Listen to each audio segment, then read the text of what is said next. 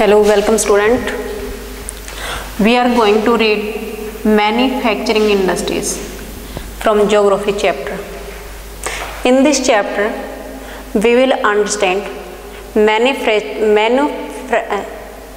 manufacturing process, classifications of industries,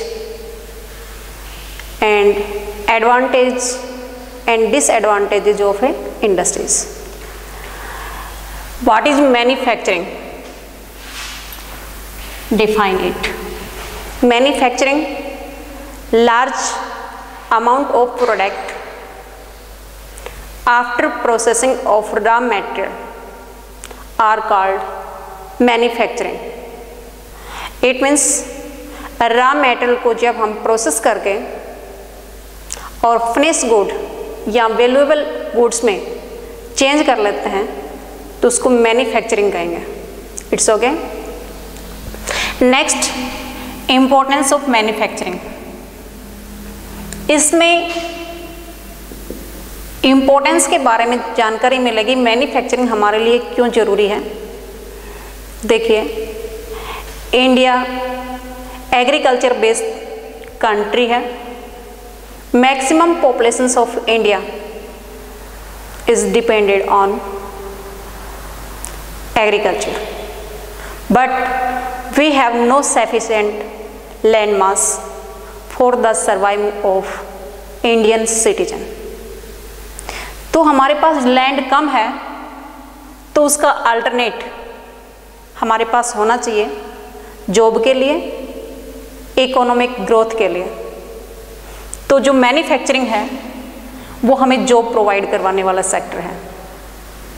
it means हमारी agriculture के ऊपर जो प्रेशर होता है पब्लिक का, उस पब्लिक के प्रेशर को कम करने का काम हमारे पास मैन्युफैक्चरिंग करता है.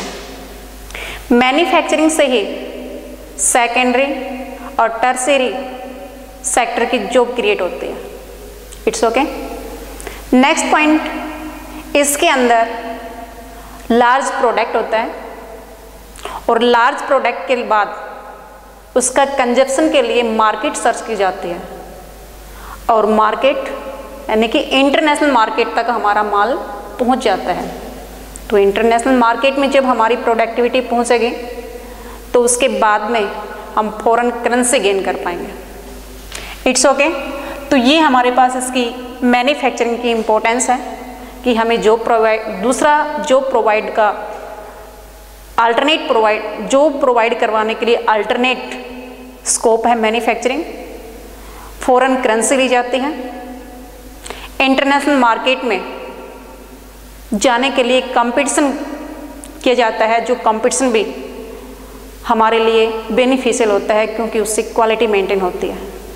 तो ये मैन्युफैक्चरिंग का हमारे लिए काफ़ी इम्पोर्टेंस है. It's okay. नेक्स्ट पॉइंट हमारे पास है agriculture and industries move hand in hand, यानी कि एक दूसरे के साथ चलने वाली इंडस्ट्रीज हैं. जैसे यहाँ पे हमारे पास इंडस्ट्रीज है. इंडस्ट्रीज में प्रोडक्टिविटी होती है like tools, machines, PVC pipe, pesticide and fertilizers. सारी जो प्रोडक्टिविटी होती है वो यहाँ इंडस्ट्रीज में होती है. बट ये जो इसकी प्रोडक्ट है उस सभी का कंजप्शन एग्रीकल्चर में होता है. यानी कि एग्रीकल्चर के लिए जो इनपुट चाहिए होता है वो सारा इस इंडस्ट्रीज से ही तैयार होता है. अब दूसरा एग्जाम्पल हम इंडस्ट्रीज और एग्रीकल्चर के ऊपर डिपेंड इंडस्ट्रीज के बारे में हम यहीं से लेंगे कि हमारी इंडस्ट्रीज है वो एग्रीकल्चर पे डिपेंड होती है. अभी तो हमने पढ़ा कि हमारी एग्रीकल्चर है वो इंडस्ट्रीज पे डिपेंड है. अब हम इसको एक्सप्लेन कर रहे हैं कि हमारी industries is also depend on agriculture. हमारे पास कॉटन टेक्सटाइल मिल का एग्जाम्पल है. जो कॉटन टेक्सटाइल मिल है वो कॉटन टेक्सटाइल मिल का प्रोडक्ट करने के लिए रॉ मेटेरियल चाहिए यानी कि कॉटन चाहिए, और कॉटन की प्रोडक्टिविटी एग्रीकल्चर से होगी। इट्स ओके, इसलिए ये दोनों एक दूसरे पे इंटरडिपेंडेंट है। Next point, contributions of industries to national economy. National economic में इस इंडस्ट्रीज का क्या रोल है, क्या कंट्रीब्यूशन है? तो हमारी नेशनल इकोनॉमी जीडीपी से मेजरमेंट की जाती है, ग्रॉस डोमेस्टिक प्रोडक्ट। अब जो जीडीपी से हम इसको मेजरमेंट करेंगे तो हमारी इंडस्ट्रीज के रोल उसमें 27% है, after include the mining, curing, electricity and gases. यानी कि डायरेक्ट अगर हम लेते हैं तो 17% इंडस्ट्रीज का रोल होता है जीडीपी में, और 10% में हमारे पास माइन का, इलेक्ट्रिसिटी का या गैस आदि का होता है। यानी कि ये भी हमारे पास जो रॉ मेटेरियल इसी का ही इंडस्ट्रीज़ के लिए प्रोवाइड करवाने के लिए, तभी हमने माइन की रिक्वायरमेंट होती है। अगर हमारे पास इंडस्ट्रीज नहीं होगी तो माइन की भी वैल्यू नहीं होती है। It's okay. तो इतने सारे लोगों को जॉब तो प्रोवाइड करवाती है, बट जीडीपी में भी हमारे पास टोटल 27% इस ग्रोथ में इसका इन्वॉल्वमेंट है। It's okay.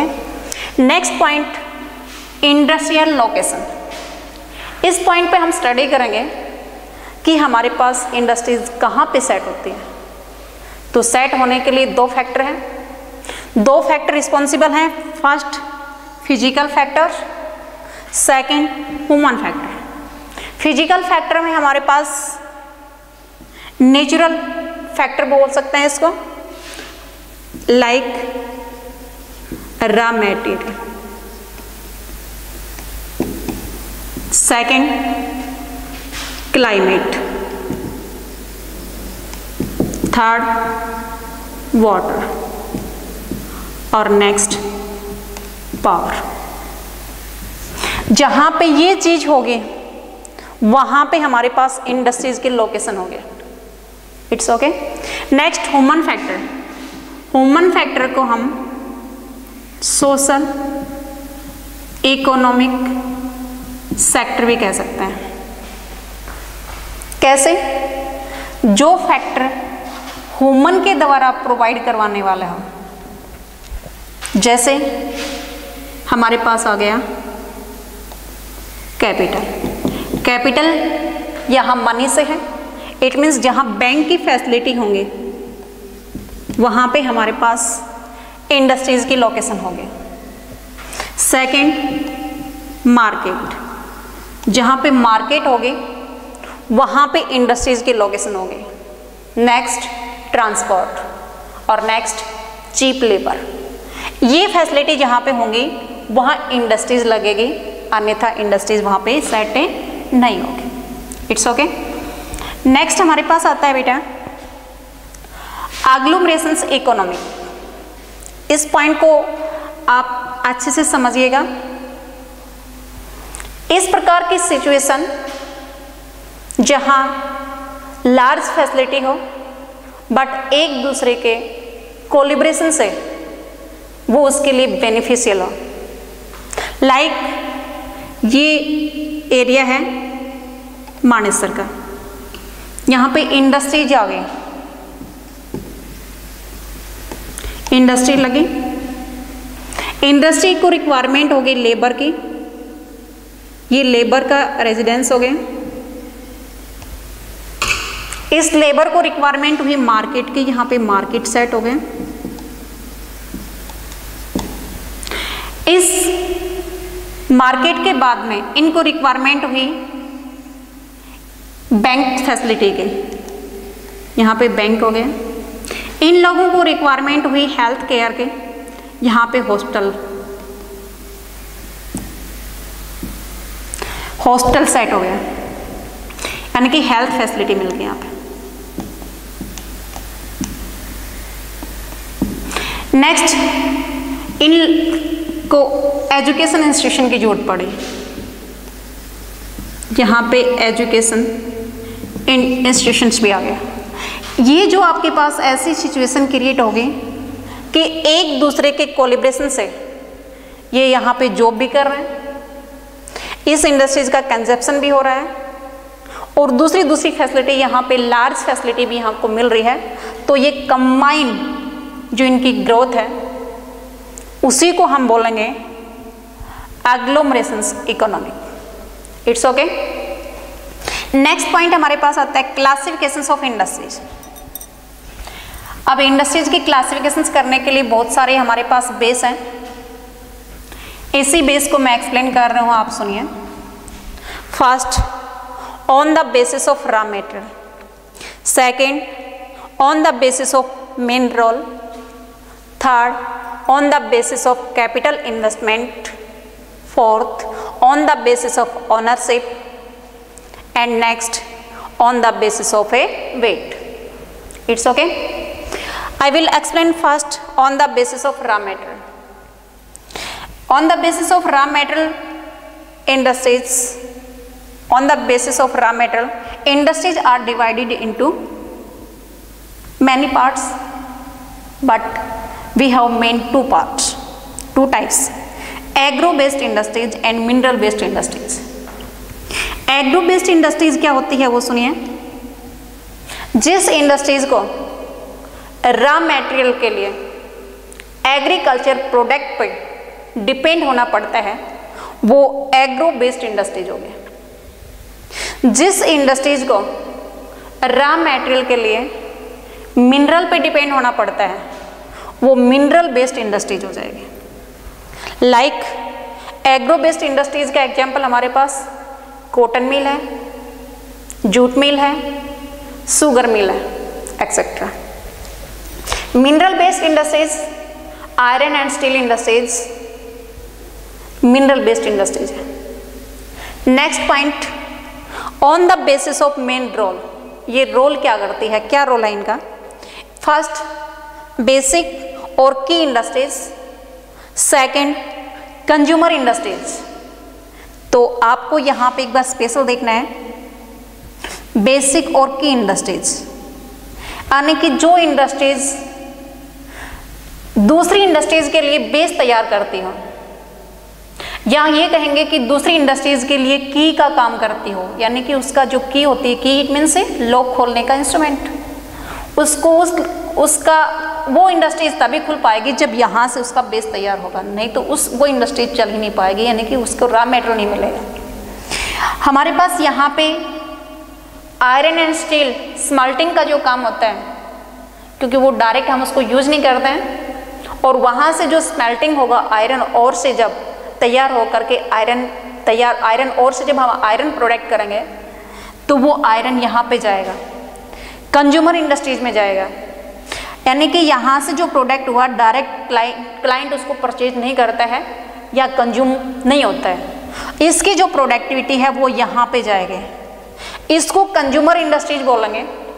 क्यों बोलेंगे? क्योंकि इसकी जो प्रोडक्टिविटी होगी वो डायरेक्ट क्लाइंट उसको परचेज करेगा और वो उसके लिए यूजेबल होगी। लाइक यहाँ से जो मोटर व्हीकल तैयार होकर के आएगा वो मार्केट में सेल होगा और हम लोग उसको परचेज करके हम उसका क्लाइंट बन करके जाएंगे और परचेज करके हमारे लिए वो यूजेबल रहेगा। इसलिए यहाँ से मोटर व्हीकल जो तैयार होगा वो कंज्यूमर इंडस्ट्रीज का रहेगा। It's okay. Next point, on the basis of capital investment. यहाँ कैपिटल से अभी थोड़ी देर पहले मैंने बताया था, इसका मतलब मनी से बताएंगे, तो मनी का investment. It is divided into two parts, small scale industries and large scale industries. Small scale industries जिसके अंदर less investment होता है, यानी कि कम अमाउंट इन्वेस्ट किया जाता है, उसमें स्मॉल स्केल इंडस्ट्रीज होगा, इसकी प्रोडक्टिविटी भी स्मॉल रहेगी। नेक्स्ट, लार्ज स्केल इंडस्ट्रीज जिसके अंदर लार्ज अमाउंट का इन्वेस्टमेंट होगा, वो लार्ज स्केल इंडस्ट्रीज होगी, इसकी जो प्रोडक्टिविटी होगी वो भी हैवी या ज़्यादा अमाउंट की रहेगी। It's okay. नेक्स्ट हमारे पास है on the basis of ownership. Ownership base पे हमारे पास 4 टाइप्स में डिवाइड की हुई है। First, public sector industries. Second, private sector industries, next joint sector industries और last cooperative sector industries. Public sector industries, public का नाम आते हुए हमें समझ आता है कि जहाँ पे हम सभी का हक हो, हम सभी जिसके ओनर हो, वो पब्लिक सेक्टर के industries. It means those industries are owned by the governments are called public sector industries. Example BEL और SAIL. Bharat heavy electronic limited. SAIL हमारी जो पब्लिक सेक्टर इंडस्ट्रीज है वो Tata iron and steel company, यानी कि iron से जो प्रोडक्ट करती है, उस आयरन को प्रोडक्ट करने के बाद मार्केट में सेल के नाम से उसको, सेल SAIL, इसके नाम से उसको मार्केट में उतारती है, यानी कि कंज्यूमर के पास पहुंचाती है। तो ये हमारे पास होगी पब्लिक सेक्टर के industries. It's okay. Next private sector industries. Private those industries are owned by individual person और group of a person are called private sector industries. Like Reliance, जो रिलायंस है अंबानी की जो कंपनी है, वो इंडिविजुअल पर्सन की है, तो वो प्राइवेट सेक्टर की इंडस्ट्रीज है। Second Bajaj industries, Dabur industries और टिस्को। टिस्को का मैं एक बार स्पेशल आपको बता रही हूँ। टाटा आयरन स्टील कंपनी है और टाटा आयरन स्टील कंपनी, ये टाटा जमशेदजी टाटा जो इसका ओनर हुआ करता था, उसने इसको सेट किया था, जो झारखंड में लगी हुई है। जहाँ पे इसने सेट किया था उस जगह के नाम ही उसके नाम से जमशेदपुर ही रख दिया गया। और जब वो अपने प्रोडक्ट को मार्केट में सेल करने के लिए उतारता है तो वो टिस्को के नाम से उतारता है। It's okay. नेक्स्ट पॉइंट हमारे पास आता है joint sector industries. Joint sector industry, joint से हमें समझ में आ गया कि ये दोनों का ज्वाइंट है, पब्लिक और प्राइवेट। इट मीन्स यहाँ पे जो इन्वेस्टमेंट करने वाले हैं वो हमारी गवर्नमेंट प्लस प्राइवेट, दोनों का ही कंबाइन में इन्वेस्टमेंट होता है। उसके बाद में इसका एग्जाम्पल है हमारे पास oil, oil India limited. Next हमारे पास है कोऑपरेटिव सेक्टर। कोऑपरेटिव सेक्टर वो होता है जिसके अंदर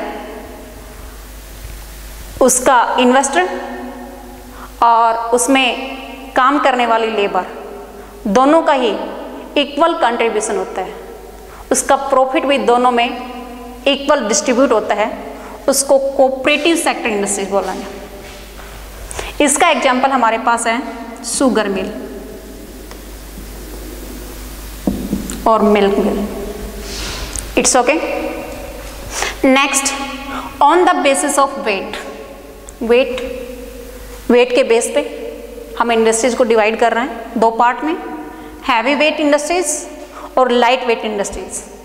हैवी वेट इंडस्ट्रीज जिसका प्रोडक्ट हैवी हो उसको हैवी वेट इंडस्ट्रीज, लाइक जो बड़ी मशीनें या गाड़ियां जो बनती हैं वो हैवी वेट इंडस्ट्रीज हैं। लाइट वेट जिसके अंदर वेट लाइट होता है, कम होता है, वो लाइट वेट इंडस्ट्रीज होती हैं। लाइक कूलर बनाने की जो फैक्ट्री है वो, उसके अंदर प्रोडक्टिविटी लाइट रहेगी, और पंखा बनाने की, फैन तैयार करने की जो फैक्ट्री है वो लाइट वेट इंडस्ट्रीज में आएगी। It's okay.